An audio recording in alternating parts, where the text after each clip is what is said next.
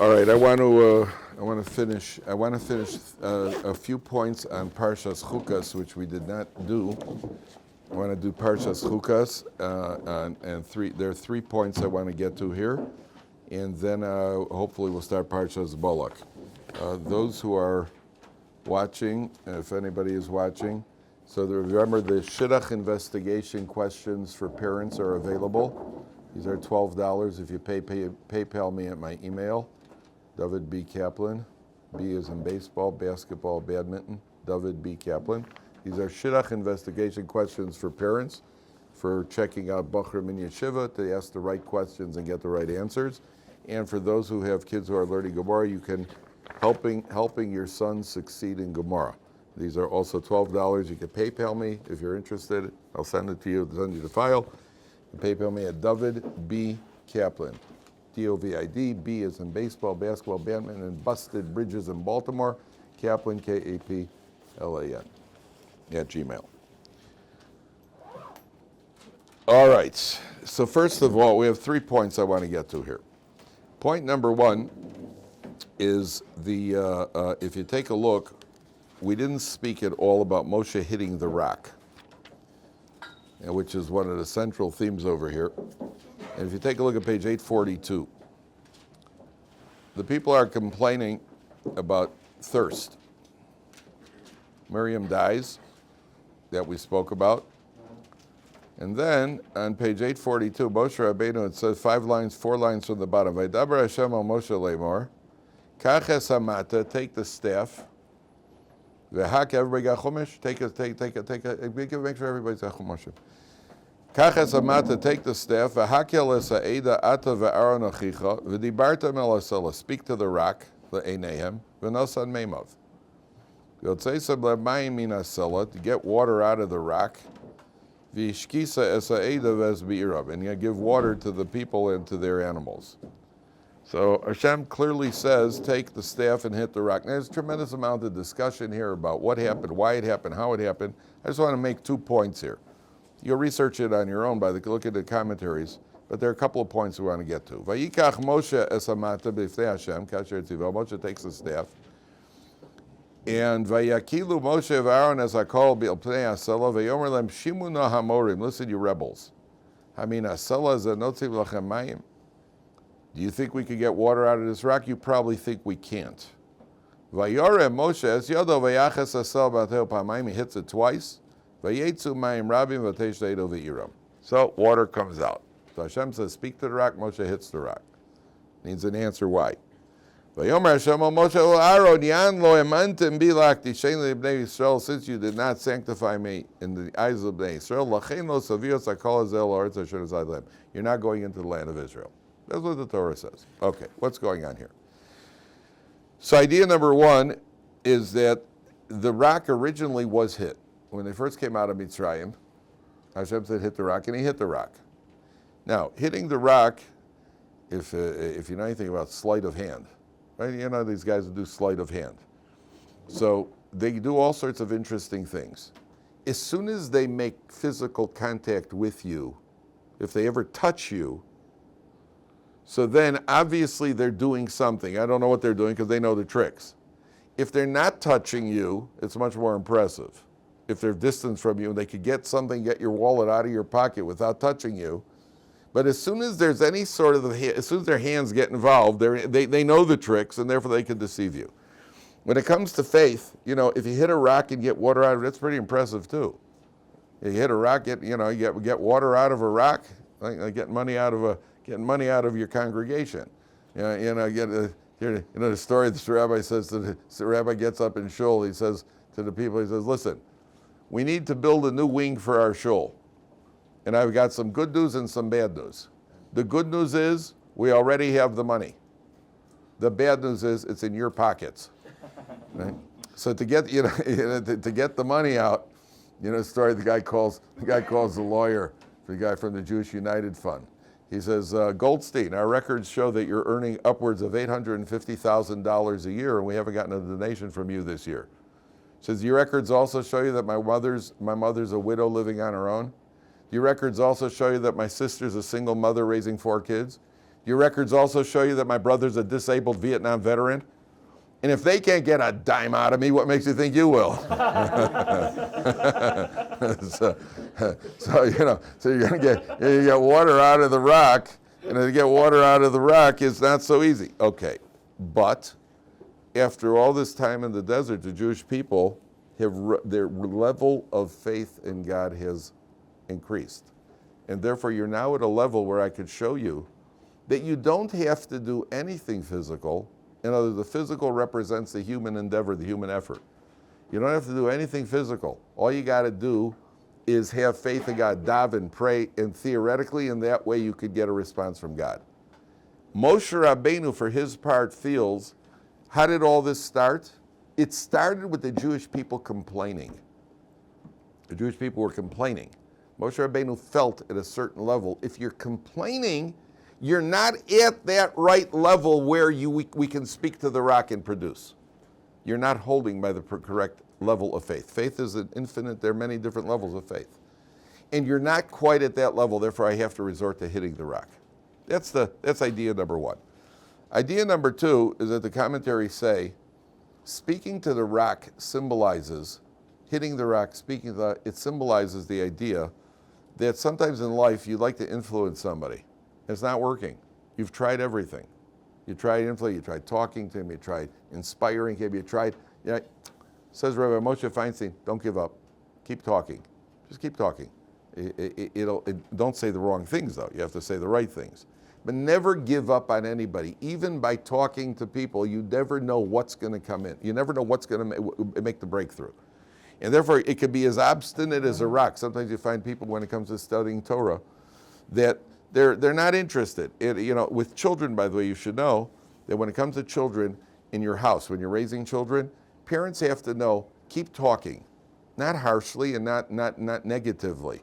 But if you're, probably not a good idea there because you're blocking the camera. Yeah, what do you call it? If parents have to know that when you say things to kids in the house, they hear it.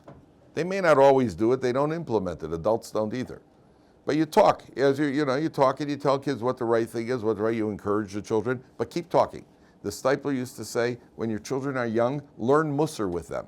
Even 5 minutes a day of Musar, just a little bit of Musar. And the kid looks like he's not listening, it's going in. One way or another, it's absorbing. He's absorbing ideas. And that person has to always, never give up. So Moshe Rabbeinu, that's the idea over here of hitting the rock. But Moshe Rabbeinu, because you did not do what God said to do, and this is the classic, this is what we find that repeats in the Torah all the time. It sounds like a good idea to you, and you have a reason to do it a different way, but there's one flaw. God said do this, not that. And therefore, the Torah says, Moshe Rabbeinu and Aharon now get punished. You didn't sanctify my name. You're not going into the land of Israel. Okay. Now the Jewish people, go ahead.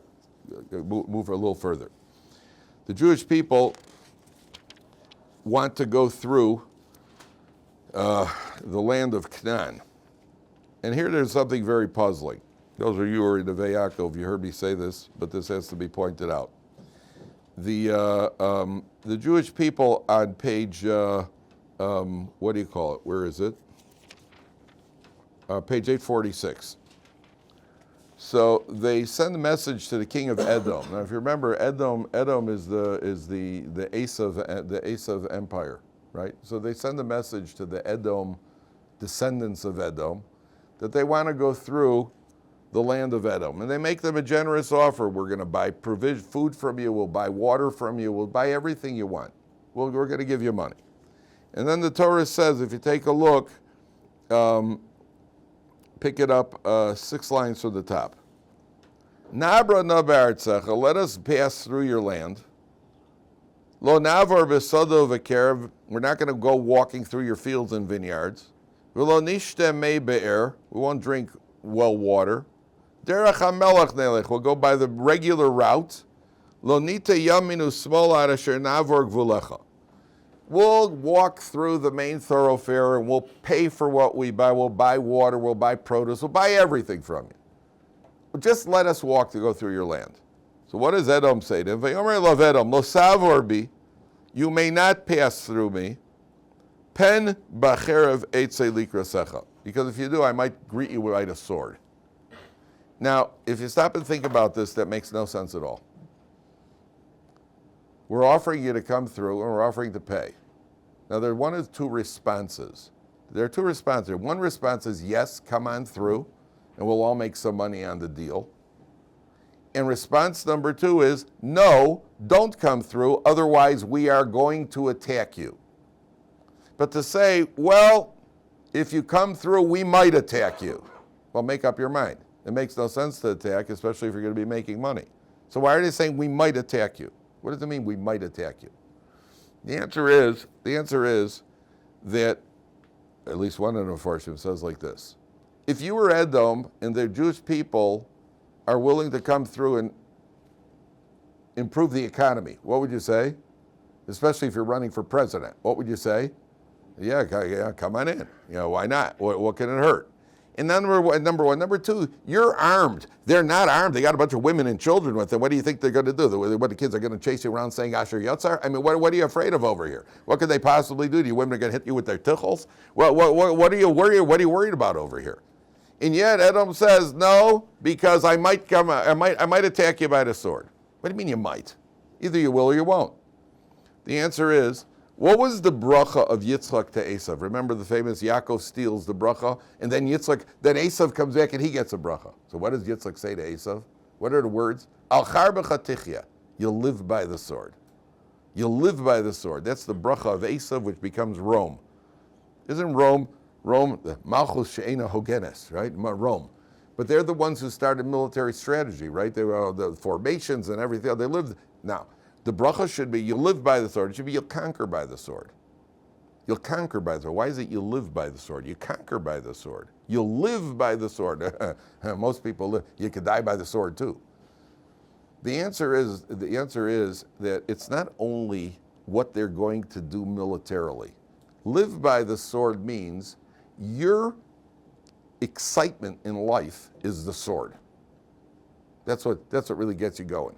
So, a good hit, right? You watch a football game. Ooh, what a good hit. Ooh, that was a good hit. His head snapped back, right? Watch a boxing match. Ooh, you see the sweat flying off him. Ooh, hit him again. And you get excited about that sort of thing. That's Esav. That's Esav. When you ever see two guys going there? You ever see two guys start yelling at each other, and they're ready to go? Come on. Then there's a third guy says, "Come on, guys, break it up." And everybody say, "Get out of here, will you? Get out of here. Let him go. Let's see some action." That's Esav. We all got some of that Esav in us. So who's the guy stepping in? Huh? Who's stepping in? Who's stepping in? Yeah, someone like that. Yeah. Well, whoever it is, step out. We want to see some. That's a certain Esav in us. There's a certain Esav in us. That excitement of violence, that's Esav. I once met a gang member in Chicago.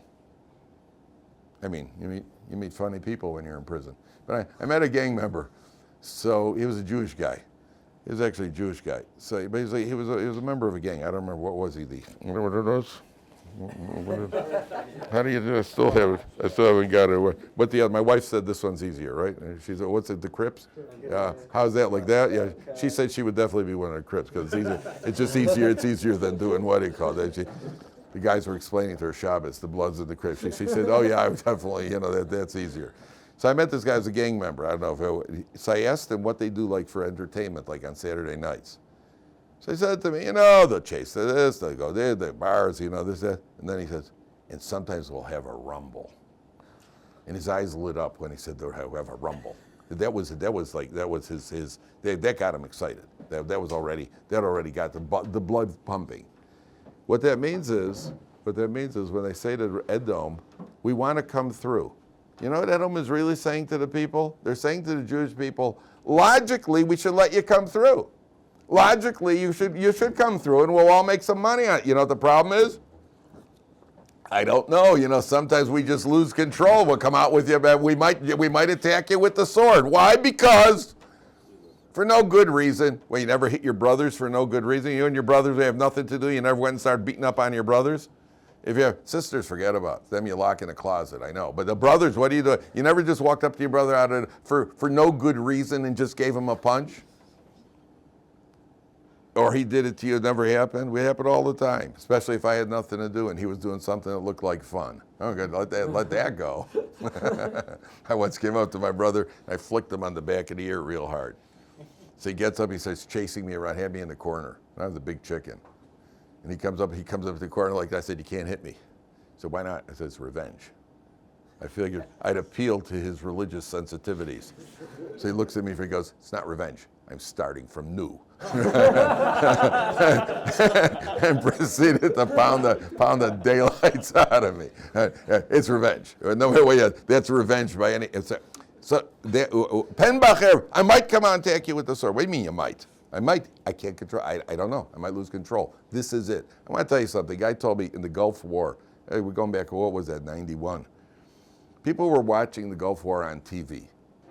And you're watching, and all of a sudden you see like the United States was testing all their new, in 91 they were testing all their new missiles and all their bombs and everything else. And they're taking it through a window. And people were watching TV, whoa, he just took down a house. That's unbelievable. Give me some of those potato chips, will you? Wow, that's Esav. If you could watch it, that's Esav. To watch sports for the sake of the athleticism, that's one thing. But to watch it, you want to. And I think I saw what's it called where they could fight with their. What's it called? The Ultimate Fighting Champion. Yeah. I watch it, and I was gonna say I actually genuinely enjoy watching. Yeah, I know. Yes, that's Asaph. I saw a little bit. I don't remember why. The guy's bloodied, and the guys, what do you call it? They look like they're ready to kill each other. They would kill you, no problem. And that's Asaph. That means I got Asaph in me too. We all have a bit of Asaph in it. That's why he says, Pen Bacher Veitzigosecha. Let's go on. On page 848. I'm just doing this quickly because I want to get to the next Parsha, but there's too much over here. We have a major issue coming up at the end of this Parsha as well. So on page 848, Aharon HaKohen dies. And as soon as Aharon HaKohen dies, so you'll notice it says on page, page 846. Page 8, my bad. Page 846. 5 lines from the bottom. Vayisu mikadesh vayuvol v'nei Yisrael kol ha'ida hor ha'hor. The mountain, a little mountain and the big mountain. Vayomer Hashem al Moshe v'al Aharon b'hor ha'hor al gvul eretz Edom lebar. On the border of Edom, Ye'asef Aharon el Amav. Aharon shall be gathered to his people. Now you notice over here how the Torah refers to death. When somebody is buried, they're not gathered to their people. Where they gather to the worms. You're gathered to the earth. Yet it says Aharon will be gathered to his people. What does it mean, be gathered to his people? And you can't tell me that it's a cemetery with other people in it, because Aharon wasn't in a cemetery, he was buried in a mountain. So this is evidence of life after death, that there's a continuity of the soul. Because when a person dies, he's then gathered to his people. His neshama goes up and he's gathered to his ancestors, his people, everybody else. That's what it means, gathered to his people. It's an interesting turn of phrase that towards you. That's evidence of the fact that there's something after death. Ki lo yavo el haaretz asher nasati l'bnei Yisrael. He's not going to come into the land. Al asher mirisam es pi el lamei meriva, because you rebelled against me at the waters of contention. So he takes Aharon HaKohen up to the mountain, and his son Eliezer. Then it says like this. V'havshet, top line, v'havshet es Aharon es begodov, remove Aaron's garments. V'hilbashtam es Elazar beno, put them on Elazar his son. V'Aaron ye'asef umesham, Aaron will die over there. So Elazar, Aaron's son, becomes the Kohen Gadol in place of Aaron. And that's why it's called Hor HaHar, the little mountain on the big mountain, because the big mountain, which is Aaron, is now going to pass away, and then his position will be passed to somebody. Do you want to ask something else? Yeah, does the word Yosef have any relation to Esav? No, Esav is Ayin Shin Yud Vav. This is Yosef. This is together. This is Yosef is together. Like Yosef is to add on. This is Yosef. So Aaron dies. Now, now go down to the bottom of this page 848. Vayisu mehor hahar derech Yamsuf lisbo v'zeretz Edom. Now the Jewish people, they have to go around Edom, because Edom said you can't come through our land. Vatikzar nefesh ha'am badorach. The people get frustrated. Vayedaber ha'am be'elokimu v'Moshe. They start complaining against God and Moshe. Lama elisunu mimitzrayim lamus ba'midbar. Why'd you bring us out of Egypt to die in the desert? This is after 40 years of surviving in the desert already. They're in the 40th year right now. We're tired of this insignificant bread. What does he translate? Insubstantial bread. So what does Hashem do? People are complaining. How do you treat a complaint? So HaKadosh Baruch Hu's got one of the best solutions. Hashem sends fiery serpents. One of the best ways to, people are complaining about food in the yeshiva. You didn't like lunch? Have some serpents. Right? Have some venomous cobras. That'll change the attitude a little bit. I told you about the girl with the note. This mother walks into her daughter's room. 16-year-old daughter, from lady. She sees a note on the bed. Note says, Mom, I hate to tell you this. A couple of months ago I met an Arab. The two of us are going to get married. We're going to elope. I'm going to plan on living in his village. I know this is going to break your heart. As far as I'm concerned, I'm willing to keep a connection to the family. You're probably going to disown me. Mother's reading this. She starts crying. She's shocked. She, oh my goodness, my daughter, a nice space Yaakov girl. What the heck?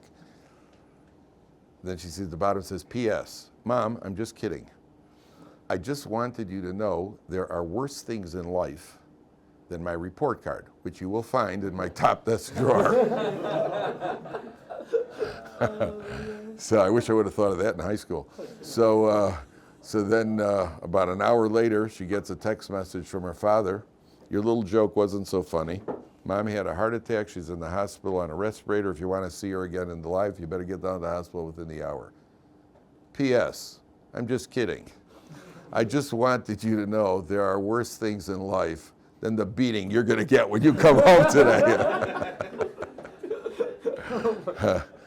So sometimes in life when a person's complaining, a person's fetching and complaining, let's keep it a proper perspective.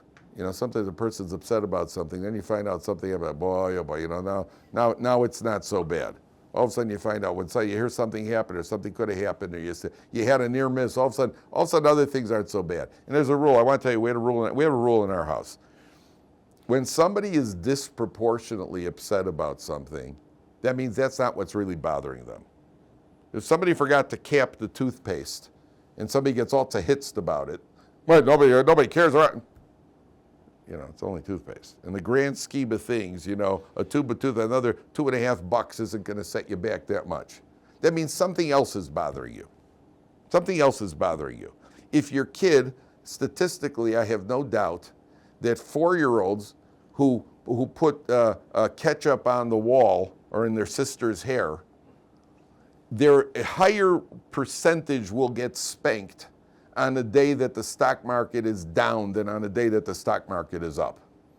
When the stock market is down, dad's in a bad mood. Ketchup in the hair gets a potch. When the stock market is up, especially if it's really up, then dad's like, that's my boy. Because it's not what happened that matters, it's where you're coming from. And sometimes people look at the world, just because your glasses are dirty doesn't mean the world a bad place. Clean your glasses, you'll see the world's not so bad. So here, the Jewish people are complaining. How do you put you're complaining, you're not happy with the mun, you're not happy, okay, have some venomous snakes. That'll change the attitude. That'll teach you. So the Torah, now, what's that? I said that'll learn you. That'll learn you, right? That'll learn you a lesson that you're never going to forget. That's right. That'll learn you a lesson. And it's a rule in life. Now, there's more here, but I want to get to one last point. Just as something to think about as a life lesson. That if you are ever bothered by something, sometimes I know that something's bothering me. I don't even know what it is. Something little happened in the last hour, and I'm annoyed by something, and now you're annoying me. And you're annoying me, and what's really annoying me is something that I'm trying to trace, something that happened, and I realize I just saw a guy who yesterday borrowed money from me and hasn't paid me back yet. And I'm all thinking about that's in the back of my mind. And now when I see you, you're annoying me also. And in life, when something is bothering you, then think about, is this in the grand scheme of things, is this really so horrible?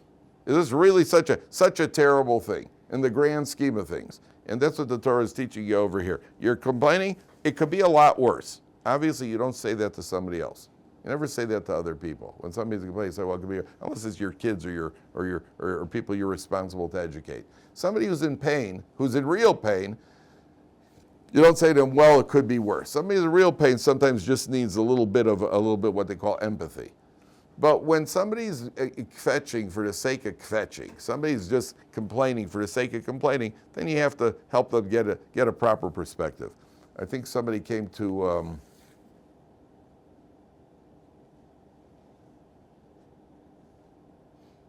who was it? Oh, it was Rav Elyashiv Zatzal. A man came to Rav Elyashiv, he said to Rav Elyashiv he wants to get divorced. Divorce serious. Rav Elyashiv said, why? He said, because my wife leaves hair in the comb. Well, terrible. Just one of life's really, really annoyances, She leaves hair in the comb. That's what the guy said. So Rav Elyashiv just said to the guy, I think that things are just going a little too well for you. If that's the third sort of thing, that means you're really in a good place. If that's the sort of thing that could be bothering you is hair in a comb, then you're really, you really might have a good life. And the guy said no, and he turned around and he left Rav Elyashiv. And as he left Rav Elyashiv, this is documented by the way, as he left Rav Elyashiv's house, he fell down the stairs and broke his leg. And the only one who visited him in the hospital was his wife. The hair in the comb suddenly paled in comparison. Broken bones with hair and combs. I don't know which one is, if you compare the two. So he just relax. Just relax. It's not the end of the world. It's not the end of the world. Okay, now, I want to show you what is not the end of the world, but there's a Gemara. And the Gemara says like this. Turn toward the end of the Parsha. So first the Jewish people want to take it up with Sichon.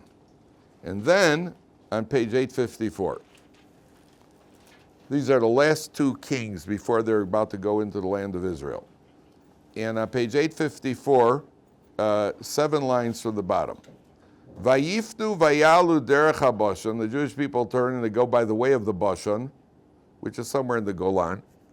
Vayetze Og melech ha-Bashan likrosam, Og, the king of Bashan, comes out to greet them. Hu v'chol amo la-milchama edrei. They come out to fight him in a place called Edrei.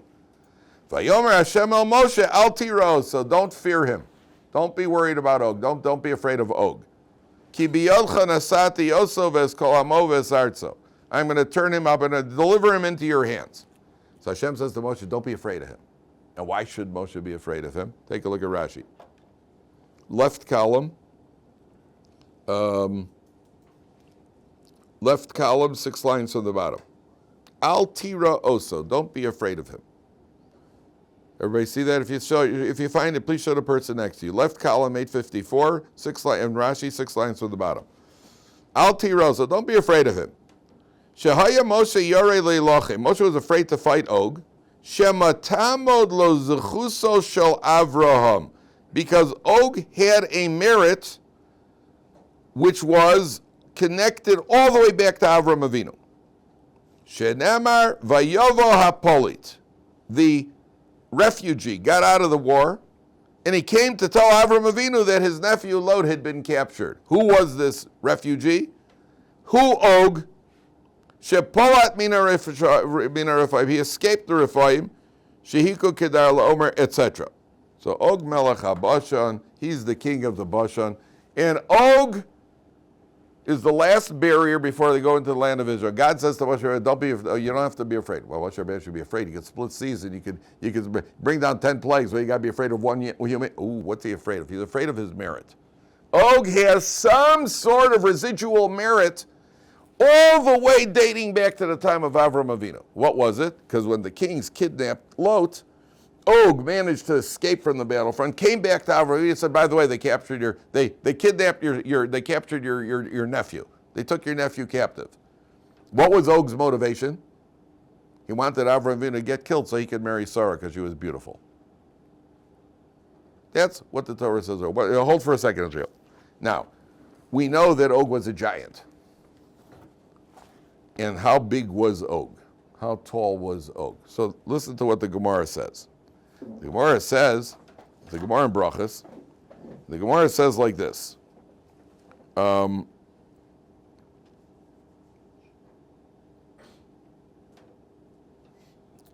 Og saw the Jewish camp. Listen to what the Gemara says. And he said, let's see, the Jewish camp are 3 parsaos long. He went and uprooted a mountain that's 3 parsaos wide. Og picked up a mountain. And he decided he'll throw the mountain on the Jewish people and destroy the whole bunch of them. So he picked up the mountain and he held it over his head. So HaKadosh Baruch Hu brought ants, and the ants made holes in the mountain. The mountain was sitting on his head like this. He had the mountain is sitting on his head. So the ants came and they made a hole all the way around, and the mountain fell down over his neck, and his teeth extended into the mountain, so he couldn't get it off. And the teeth were blocking it. That's what the Gemara says. I'm not making this up, that's what the Gemara says. What's that? Like beaver teeth, boom, into the mountain. And he couldn't get it off. And then, what did Moshe Rabbeinu do? So Moshe Rabbeinu is 10 amos tall. Moshe Rabbeinu himself was 10 amos tall. 10 amos, about 15 feet. Call it 15 feet. An amma is about 1.5 feet. And Moshe Rabbeinu is 10 amos tall. He took an axe that's 10 amos tall, 10 amos long axe. He jumped 10 amos, swung the axe and hit Og in the ankle. And he killed him. That's what the Gemara says. So that means Og's ankle was 45 feet off the ground. I once made a calculation that Og is about 4/5 of a mile tall, something like that. If you take this literally. I mean, then it's a question, why would he want to marry Sarah? If he's 4/5 of a mile, you need another giantess, it's not going to work. It's not going to work really well, What did you say? It's like the close the door. So what do you call it? So what's really going on here? What's going on here is that, first of all, if Og was around at the time of Avraham Avinu, and not only that, where's the first time we hear of Og? Where's the first time we've heard of Og? Anybody know the measure? Where does it say? It's the Nephilim, right? Before, yeah, but right. Where was the first time the measure, the play, the very good, the Mabul, the flood? Og survived the flood. How did he survive? He hung on to the outside of the table. That's what the measure said. Outside of what? The ark. The Gemara says he held on to the outside of the ark. And so he was around from the time of the flood, and now he's around all the way, and it was by Avraham Avinu, and now he's around when the Jewish people are going into the land of Israel. That means he's hundreds of years old. So I'll tell you an unbelievable measure. Listen to this one. This is unbelievable. What did Og do to merit such long life, and why was he then killed by Moshe Rabbeinu?